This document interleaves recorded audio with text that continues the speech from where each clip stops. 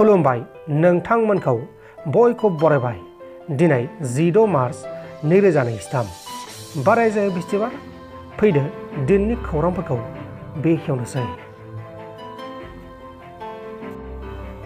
मोनसे सोमोनांथाव नुथायखौ नुनो मोननाय जादों आरो बे नुथाया आथिखालाव ससियेल मिडियानि गेजेराव गोबां गोसारगासिनो दङ। सासे सिख्लाया गसाइनि मुसुखाजों जुलि जादों। उत्तर प्रदेश रायजोनि आवरियानि सासे एलएलबी फरायबाय थानाय सिख्लाया माथुरायाव कृष्णनि मुसुखाजों जुलि जादों। कृष्णनि मुसुखाजों जुलि जानाय सिख्लानि मुङा जाबाय राक्सा सलांकि। राक्सा सलांकिया मुसुखाजों जिरायफानानै जुलिनि गासिबो नेमखान्थिखौ फालिनानै मन्दपाव जिरनानै जुलि जानानै मुसुखाखौ गावनि फिसाय महरै गनायदों।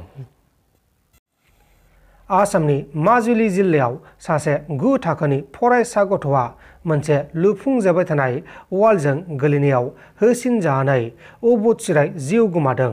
थैनाय फरायसा गथ'नि मुङा जाबाय बिकास छेत्री आरो बे जाथाया रामानन्द देव फरायसालि दक्षिणपाट आश्रामनि सात्रा माजुलियाव जादोंमोन। खान्दा खान्दा मोदोम नुजानाय ड्रेस गाननायनि थाखाय फिसाया बिसिखौ बुथारदों।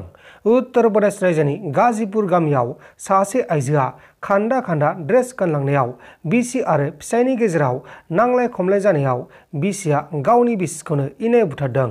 बुथारजानाय बिसिनि मुङा जाबाय सपना 28 बोसोर बैसोनि आरो बुथारग्रा दायनिगिरि दुथां फिसायनि मुङा जाबाय महित कुमार। उनाव जाथायखौ पुलिसा खौरां मोननानै दायनिगिरि महित कुमारखौ एरेस्ट खालामनाय जादों। लोगोसे बे जाथायखौ लानानै रायजोनाङैनो गोबां सावरायगासिनोबो दङ। खारबाय थानाय रेलगारिनि सिङाव सासे टीटीआ सासे आइजोखौ हासु लादों। आकाल एक्सप्रेस ट्रेनाव सासे टिकेट चेकिं खालामग्रा टीटीआ जौ लोंनानै जौनि निसायाव सासे आइजोखौ खर'आव हासु लाना होदों। हासु लाजानाय आइजोआ गावनि फिसायजों दावबायगासिनो दंमोन आरो बिसोरो अमृतसरनिफ्राय कलकाता फारसे ट्रेनजों थांगासिनो दंमोन। बेहायनो बे जाथाया जादोंमोन आरो बिसोर सानै बिसि फिसाया अमृतसरनि थागिबिखामोन। उनाव हाउस लाजानाय आइजोआ होसिख्रावना होनायाव ट्रेनाव गाखोनाय मानसिफोरा खौसे जानानै टीटीखौ हमनानै रेलवे पुलिसनि आखायाव गथायनाय जादों। दुथां हाउस लाग्रा जौ फाग्ला टीटीनि मुङा जाबाय मुन्ना कुमार। थांनाय बावैसो सान सिगां बिटिआरनि गाहाय खुंगिरि प्रमद बर' बिथाङा गोबां फाइलफोरखौ खौसे लानानै मिडियानि सिगाङाव देखायनानै बिपिएफआ थांनाय समफोराव गोबां जाफ्लेबाय बुंनानै हाग्रा महिलारि आरो बिपिएफनि दैदेनगिरिफोरा साफा साफा जोबथेसालियाव थांनांगोन होननानै बुंनाय जादोंमोन। दा बे अडिटखौ खालामदों मोनसे संगठना। निटकम संगठना अडिट खालामदों, नाथाय निटकमा अडिट खालामनो थाखाय मोनथाय गैया। बेखौ एजिफोरासो अडिट खालामनाय जायो। आसाम सोरखारनिखौबो एजिआनो खालामो आरो बिटिसिनिखौबो बेनो खालामो होननानै बिटिसिनि बारग' लेङाइ गाहाय खुंगिरि खाम्फा बरगयारी बिथाङा रोखा बुंथिदों।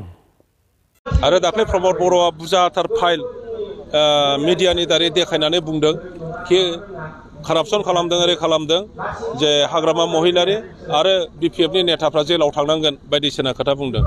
दा बेखौ अडिट खालामहोदों मोनसे एनजिअ मोनसे संगठनखौ। आं एनजिअ होननानै बुंबाय, बेयो मोनसे संगठन निपक दिल्ली बेस।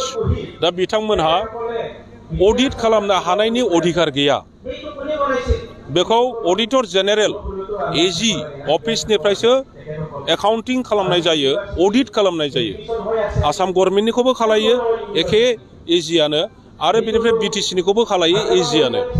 बेल' मोनसेल' संगठन, बे गभर्नमेन्टनि संगठन जायहा अडिट खालामनो हानाय क्षमता दङ। भुल जादोंब्ला भुल बिथांमोनासो बुंगोन, शुद्ध जादोंब्ला शुद्ध बिथांमोनासो बुंगोन।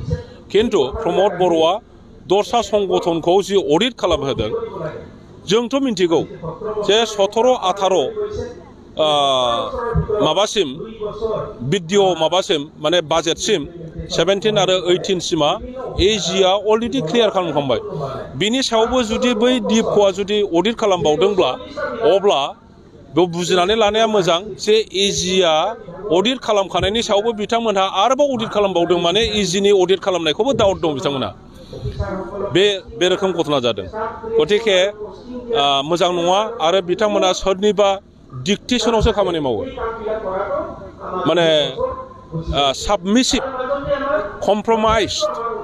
साबमिसिभलि बिथांमोना खामानि मावदों आरो सोरजोंबा कमप्रमाइज खालामदों गावसिनि सियारा गोमाजानो गिनानै कमप्रमाइज खालामनो खामानि मावदों।